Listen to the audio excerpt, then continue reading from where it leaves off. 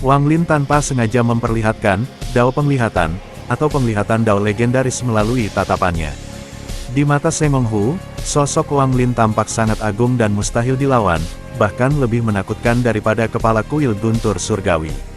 Tatapan Wang Lin dipenuhi ketidakpedulian seolah seluruh dunia hanyalah semut, membuat Sengong Hu yang sangat sombong sekalipun gemetar dan kehilangan seluruh keinginannya untuk melawan.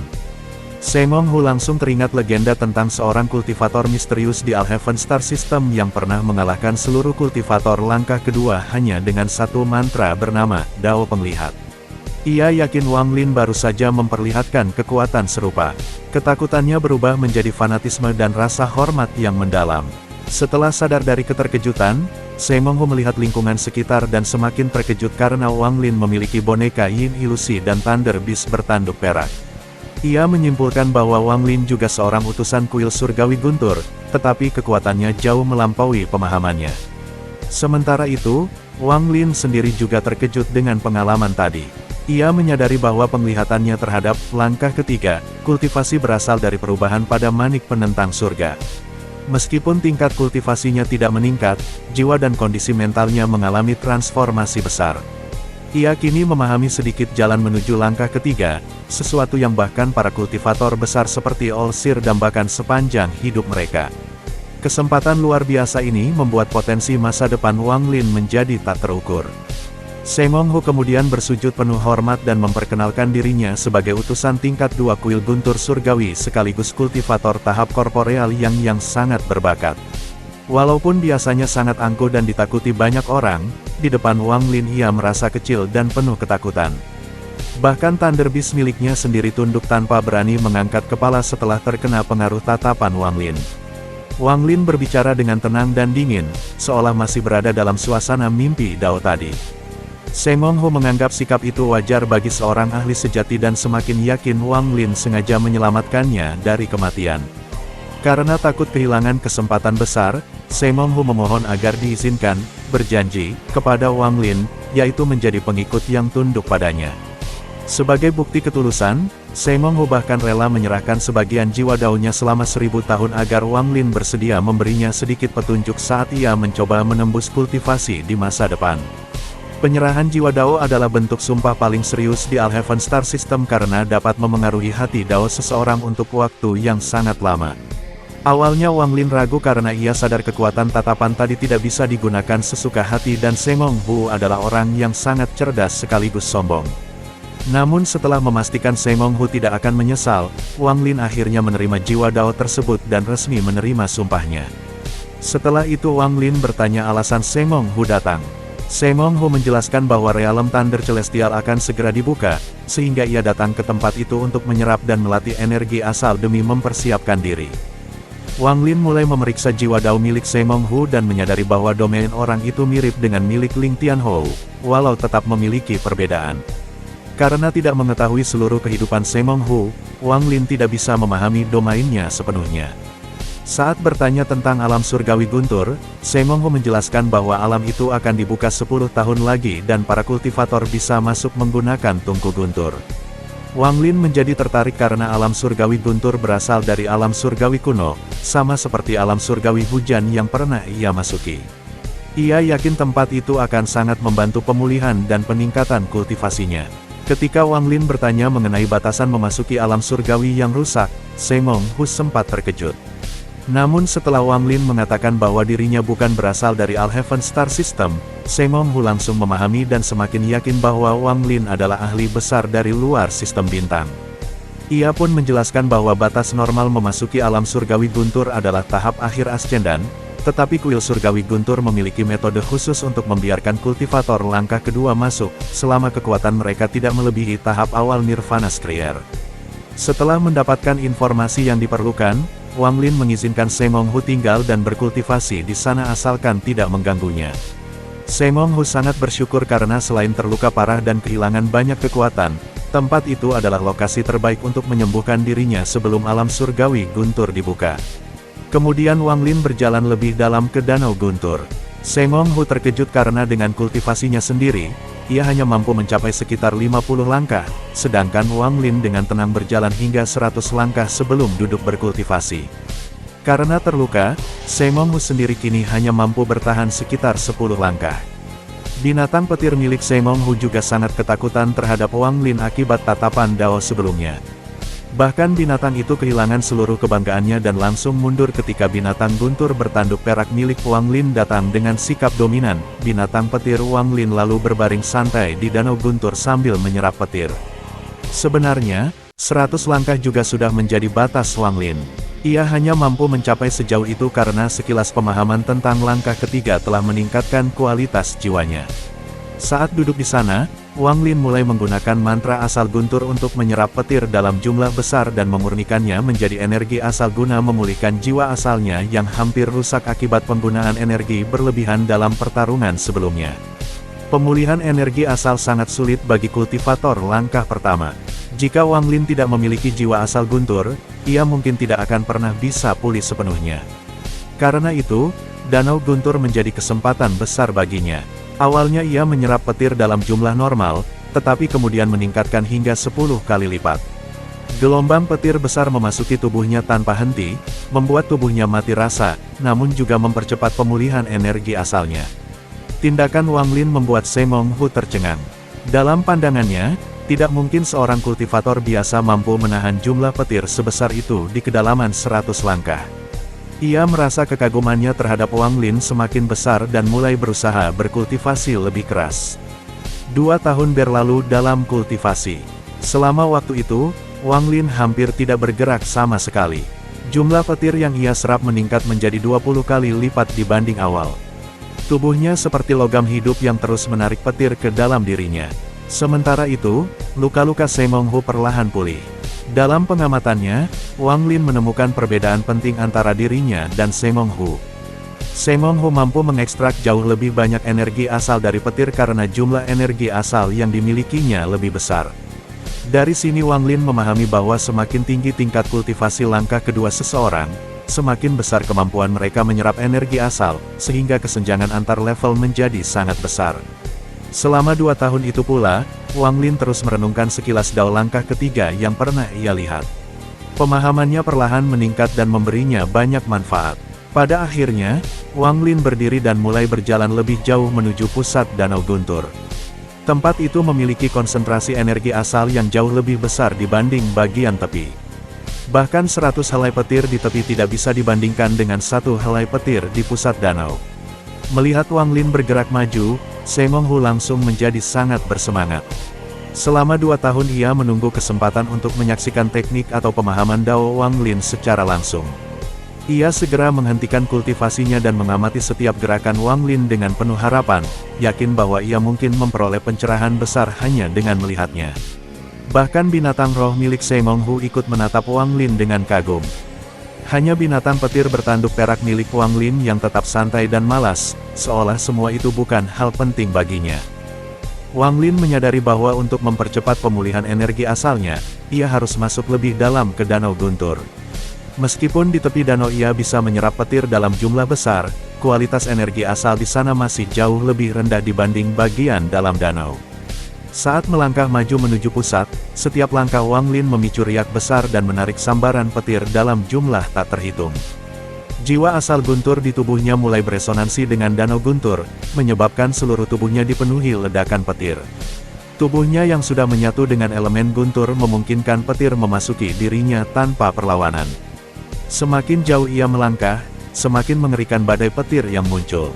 Guntur di tempat itu jauh melampaui kekuatan petir milik Wang Lin sendiri. Setelah maju sekitar 10 langkah lagi, ledakan demi ledakan mengguncang seluruh danau guntur hingga dunia tampak dipenuhi kilat. Namun akhirnya Wang Lin terpaksa berhenti. Ia merasa jika melangkah 1 langkah lagi, jiwa asalnya akan terluka. Meskipun tubuh dan jiwanya hampir sepenuhnya berbentuk guntur setelah melahap setengah naga guntur kuno, kekuatan petir di tempat itu tetap terlalu menakutkan. Melihat Wang Lin berhenti, Semong Hu mulai merasa kecewa. Ia sebelumnya percaya Wang Lin adalah eksistensi luar biasa, tetapi kini mulai meragukan kekuatannya. Menurutnya, jika Wang Lin benar-benar ahli tertinggi, seharusnya ia mampu melangkah lebih jauh tanpa kesulitan. Sedikit demi sedikit rasa hormat dan ketakutan dalam hati Dao Semong Hu mulai memudar. Namun Wang Lin sama sekali tidak memedulikan hal itu. Ia berdiri diam memandangi Danau Guntur hingga perlahan memasuki keadaan pencerahan mendalam. Semua hal di sekitarnya seakan menghilang, meninggalkan hanya Danau Guntur di hadapannya. Kondisi ini mirip ketika ia pernah melihat sekilas ruang dalam manik-manik penentang surga dan memahami jejak langkah ketiga. Setelah waktu yang tidak diketahui, tubuh Wang Lin bergerak. Ia melangkah maju dengan sangat santai. Namun anehnya, setiap kali kakinya turun, sambaran petir selalu muncul tepat di bawah telapak kakinya seolah menopangnya. Seng Hong Hu langsung terguncang. Awalnya ia mengira itu hanya kebetulan. Namun ketika setiap langkah Wang Lin selalu diiringi petir yang muncul tepat di bawah kakinya, ia sadar bahwa ini bukan keberuntungan biasa. Dalam pandangannya, seluruh Danau Guntur seperti menyambut Wang Lin. Sementara itu, binatang petir milik Seng Hong Hu memahami lebih dalam lagi. Menurut naluri binatang guntur itu, Wang Lin bukan disambut oleh Danau Guntur, melainkan setiap langkahnya tepat mengenai urat dan inti aliran petir danau tersebut. Binatang petir bertanduk perak milik Wang Lin yang sebelumnya santai bahkan langsung berdiri dengan mata penuh keterkejutan. Insting warisan dalam dirinya membuatnya memahami bahwa apa yang dilakukan Wang Lin sangat luar biasa. Dalam pandangan Wang Lin sendiri, Danau Guntur telah berubah menjadi jalur cahaya yang terus muncul dan menghilang. Ia hanya mengikuti cahaya itu secara naluriah. Semakin lama, kecepatannya meningkat hingga hanya meninggalkan bayangan. Badai petir mengelilinginya, namun tubuhnya tetap melaju dengan stabil di tengah lautan guntur yang mengamuk. Seng Hong Hu benar-benar terpana. Baginya, ini adalah mantra guntur sejati, sesuatu yang bahkan melampaui pemahamannya. Rasa hormatnya terhadap Wang Lin kembali berkobar dan bahkan berubah menjadi keyakinan mutlak. Ia merasa Wang Lin seperti penguasa asal mula guntur itu sendiri. Binatang petir miliknya juga sepenuhnya menyerah pada Wang Lin. Jika Wang Lin memerintahkannya menyerang tuannya sendiri, ia akan mematuhi tanpa ragu. Pada akhirnya Wang Lin berhenti, dan keadaan pencerahan itu menghilang begitu saja. Ia perlahan sadar dengan mata penuh kebingungan, tetapi memahami bahwa pengalaman itu berasal dari pemahamannya terhadap langkah ketiga. Meski tidak meningkatkan kekuatan tempurnya secara langsung, pengalaman itu jauh lebih berharga daripada mantra atau harta apapun. Wang Lin merasa seperti seekor semut yang pernah melihat dunia manusia. Setelah kembali ke dunianya sendiri, ia mulai memahami hukum dan struktur yang lebih tinggi. Saat sadar penuh, Wang Lin menyadari bahwa ia kini telah memasuki bagian dalam Danau Guntur. Petir di tempat itu jauh lebih padat dan setiap helainya mengandung energi asal yang sangat besar. Ketika ia mencoba menyerap satu helai petir saja, tubuhnya langsung mati rasa dan jiwa asalnya melambat karena tekanan energi yang luar biasa. Di sisi lain, Seng Hong Hu masih tenggelam dalam kekaguman dan pencerahan yang diperolehnya dari menyaksikan Wang Lin. Namun tiba-tiba ekspresinya berubah dingin ketika ia merasakan seseorang mendekat. Di kejauhan, cahaya ungu melesat cepat. Di dalamnya terdapat pedang kayu dengan seseorang berdiri di atasnya. Sosok itu datang sambil mengejek. Tempat ini benar-benar ramai. Seorang pria feminin bernama Zhan Kongli tiba di luar Danau Guntur dengan menaiki pedang kayu ungu yang memancarkan aura dingin dan tajam. Pedang itu meninggalkan jejak cahaya ungu di langit. Penampilannya tampan namun matanya yang sipit seperti Phoenix memberi kesan licik dan aneh. Saat tiba, tatapan Zhan Kongli langsung tertuju pada Wang Lin yang berada di bagian dalam Danau Guntur. Seketika ia terkejut dalam hati karena posisi Wang Lin terlalu dalam untuk dicapai kultivator biasa, bahkan bagi dirinya yang berada di puncak korporeal yang. Di sisi lain, Seng Hong Hu langsung menunjukkan permusuhan, binatang petir miliknya meraung penuh ancaman, sedangkan binatang petir bertanduk perak milik Wang Lin hanya melirik sekilas dengan rasa jijik sebelum kembali bermain-main santai dengan petir di sekitarnya. Penjaga surgawi di asteroid juga tetap diam, hanya akan bergerak jika Wang Lin benar-benar terancam. Seng Hong Hu mengenali pria itu sebagai Zhan Kongli, seorang jenius dari keluarga Zhan yang kekuatannya setara dengannya. Zhan Kongli juga segera menyadari bahwa Seng Hong Hu terluka parah dan kultivasinya menurun. Namun yang membuat Zhan Kongli bingung adalah sikap Seng Hong Hu yang sangat percaya diri. Seng Hong Hu bahkan memerintahkannya pergi dan mengancam bahwa jika tetap tinggal setelah 3 napas, ia mungkin tidak akan bisa pergi lagi. Sikap ini membuat Zhan Kongli curiga. Ia tahu Seng Hong Hu bukan tipe orang yang menggertak tanpa alasan. Ditambah lagi, Binatang petir milik Sengong Hu terus memperlihatkan rasa hormat dan ketakutan ke arah Wang Lin, seolah Wang Lin adalah eksistensi yang sangat mengerikan. Karena berhati-hati, Zhang Kongli memilih mundur sambil menguji keadaan. Namun Sengong Hu tetap bersikap agresif dan sengaja memancing pertarungan, membuat kecurigaan Zhang Kongli semakin besar. Ia mulai menduga bahwa Wang Lin sebenarnya adalah ahli besar yang menyembunyikan kultivasi. Zhang Kongli lalu bersiap bertarung. Ia menggabungkan energi petir ungu dengan pedang kayunya hingga menghasilkan tekanan besar yang dipenuhi energi asal. Di sisi lain, Sengong Hu juga memanggil petir surgawi dan membuat Thunder Beast-nya mengumpulkan petir dalam jumlah besar.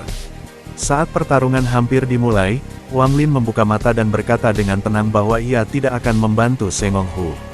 Ia menyatakan bahwa pertempuran ini adalah ujian bagi Sengong Hu setelah menjadi bawahannya. Jika Sengong Hu kalah, Wang Lin bahkan akan mengembalikan jiwa Dao miliknya. Di balik ketenangannya, Wang Lin sebenarnya merasa tertekan karena ia tahu dirinya sama sekali bukan lawan Sengong Hu maupun Zhang Kongli. Ia hanya menggertak demi mempertahankan citra sebagai ahli besar. Namun kata-kata Wang Lin justru membuat Zhang Kongli makin terguncang. Ia melihat penghormatan sejati di mata Sengong Hu dan mendengar Sengong Hu memanggil Wang Lin dengan sebutan Dewa, sebuah gelar yang hanya digunakan oleh kultivator langkah kedua kepada eksistensi yang benar-benar mereka layani atau takuti. Zhang Kongli sadar bahwa Sengong Hu terlalu sombong untuk berpura-pura sampai sejauh itu. Ia mulai benar-benar percaya bahwa Wang Lin adalah ahli tersembunyi yang sangat kuat. Sementara itu, Sengong Hu sendiri merasa semangat juangnya meningkat drastis karena Wang Lin sedang menyaksikan pertarungan itu. Ia menghancurkan botol pil dan menelan pil merah untuk memulihkan kekuatannya secara paksa. Auranya langsung menjadi ganas dan tirani. Dengan raungan keras, Sengong Hu memanggil petir surgawi menggunakan energi asalnya sendiri. Sambaran petir seperti naga turun dari langit dan mempengaruhi seluruh danau guntur. Petir dalam jumlah tak terhitung berkumpul menuju dirinya. Wang Lin diam-diam terkejut melihat teknik itu. Menurutnya, mantra asal Sengong Hu sangat kuat dan hampir sebanding dengan tungku asal miliknya. Di sisi lain, Zhang Kongli segera mengendalikan pedang kayu ungunya untuk menyerang sambil tetap menjaga jarak dengan sangat hati-hati. Pertarungan antara dua kultivator puncak korporeal yang pun akhirnya dimulai, sementara Sengong Hu bertekad menunjukkan seluruh kekuatannya di depan Wang Lin demi membuktikan nilai sumpah kesetiaannya.